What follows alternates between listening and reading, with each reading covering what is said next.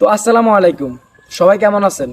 আলহামদুলিল্লাহ, আপনাদের দোয়া ও ভালোবাসায় খুবই ভালো আছি। তো আপনাদেরকে জানাচ্ছি জুম্মা মোবারক।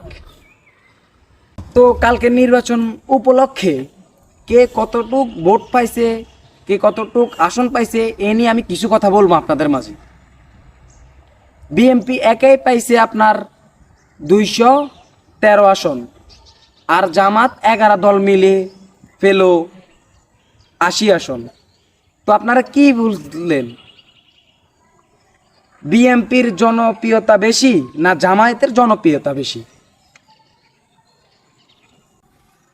আপনার ক্ষমতায় আসার আগে বলতেছে কি তারা ক্ষমতায় চলে আসছে জামাত। আবার সোজা এক কথা কি, আপনার মানে ঢাকাতে কোনো জামায়াতরে তারা পছন্দ করে না। কি কারণে তারা এই যে আকার কাম উকাম কাম এডি করতেছে, এই কারণে তারা জামায়াতকে পছন্দ করে না। তো ভিডিওটা বেশি লং করব না। তো আমি আপনাদের মাঝে একটা কথা বলবো, আপনারা আমাকে আগে যেই পরিমাণ ভালোবাসা এবং কি সাপোর্ট করছেন, ওই পরিমাণ এখন আর সাপোর্ট আর ভালোবাসা করতেছেন না।